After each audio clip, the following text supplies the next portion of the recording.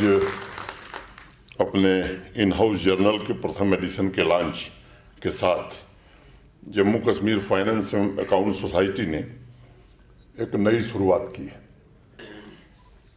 सामान्य तौर पर हमने अनुभव किया है कि आम आदमी सरकारी मशीनरी में दो चार चेहरों से ही वाकिफ होता है, उन्हीं से उनका आमना सामना होता रहता है।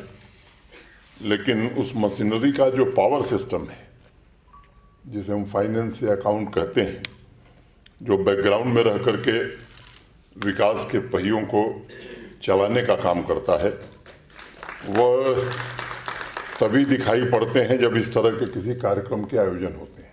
राष्ट्र के इस महत्वपूर्ण वर्कफोर्स के अन्य लोक सेवकों के साथ मिलकर हर एक योजना में समाज के कमजोर वर्गों में व्याप्त जो गैप्स हैं उन पर ध्यान देना ये बड़ा आवश्यक है।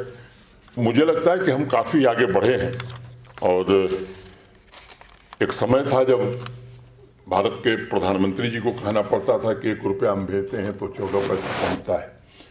ये 2014 के बाद देश में एक बड़ा जैम ट्रिनिटी ने एक बड़ा बदलाव किया और अब 1 रुपया जा रहा है तो 1 रुपया ही पहुंच रहा है। ये व्यवस्था देश में कायम हुई और जम्मू कश्मीर में भी कायम हुई। फाइनेंशियल रिफॉर्म की वजह से फंड्स की समय से उपलब्धता, इफेक्टिव और स्पीडी प्रोजेक्ट इम्प्लीमेंटेशन की दिशा में जम्मू कश्मीर ने नया कीर्तिमान स्थापित किया है। मैं उन वाक्यों को एम्पावरमेंट या DT टेंडर इग्रास मैंने ये सब आपके लिए रोज के शब्द हैं, मैं उसको दोहराना नहीं चाहता हूँ। एम्पावरमेंट पोर्टल, मैंने ये जो भी किया जा सकता था ये मुझे लगता है कि आप सबने किया है। और एक बात का हम लोगों ने भी ध्यान रखा कि फाइनेंस का अफसर हमारा जो हो, जो हमारे पास बेस्ट अवेलेबल है वही हो, ये भी हमने ध्यान रखा है। उसमें कभी कोई कंप्रोमाइज नहीं की गई। ये नई व्यवस्था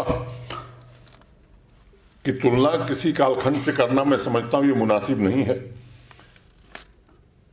पिछले अनेक दशकों से यहाँ भ्रष्टाचार की जड़ें बहुत गहरी थी। भ्रष्टाचार और भ्रष्टाचारियों के इकोसिस्टम पर मैं समझता हूं कि जितना प्रहार किया जा सकता था वो किया गया है और डिजिटल गवर्नेंस के कारण आम आदमी खुद को महसूस कर रहा है कि आज हम एम्पावर हुए।